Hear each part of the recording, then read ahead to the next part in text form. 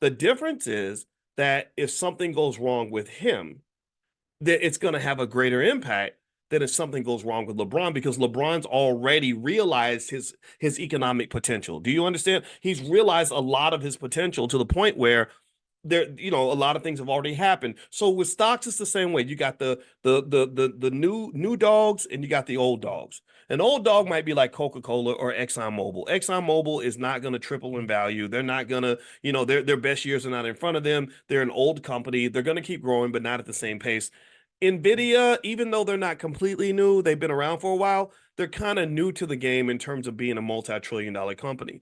The reason Nvidia's valuation went from a few hundred million, a couple hundred million, to the most valuable company on earth, or one of the most valuable, is because suddenly all this amazing potential popped in. These great things started happening, and people started to extrapolate. They started to make assumptions like, "Whoa, this is just the beginning. This is going to be amazing." Like a hot new rapper, Glorilla makes her first album, and people say, "Oh my gosh, she's going to do this for the next 20 years." Well, you don't know that. You don't know if she's going to be as big as Beyonce, right? So my point is to say that when you buy Nvidia stock, you're basically buying something that's kind of not completely real. It is real to a point, but it can change. Reality can shift on you very, very quickly. So the Magnificent Seven, in my view, I could be wrong though. Just don't get mad at me for being wrong, because I'm gonna be wrong a lot. We're all wrong a lot. In my view, the Magnificent Seven is overvalued. That's where I'm going with this. Sorry to be long-winded and dramatic about it, but I'm feeling dramatic as I talk to you about this.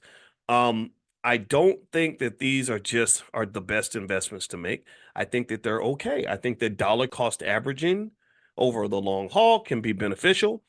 So that even if there's a collapse, if you're dollar cost averaging, meaning you're buying a certain amount every month and doing it consistently, then when the price drops, you'll be buying cheaper shares, right?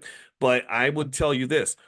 If you look on that list of what Dr. Boyce is buying, if you log in at the blackstockmarketprogram.com, that list basically kind of reflects a lot of stocks that you're not going to see in the news.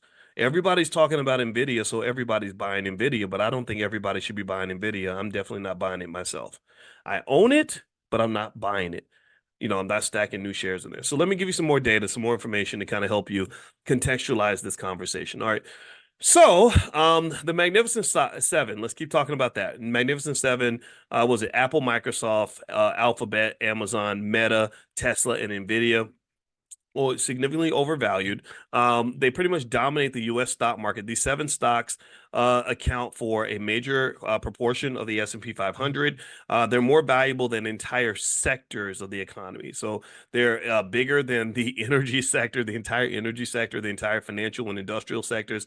That's too much. This too much. This too much. So here's, if you want some facts about Nvidia, in case you want to know, the company was founded in 1993 by Jensen Huang. Actually, three guys: Jensen Huang, Chris Malachowski, and Curtis Prim. And this is why you shouldn't give up on your dreams, because you never know, you might be sitting on $1 trillion idea. In 1999, they launched something called GeForce 256, the world's first GPU.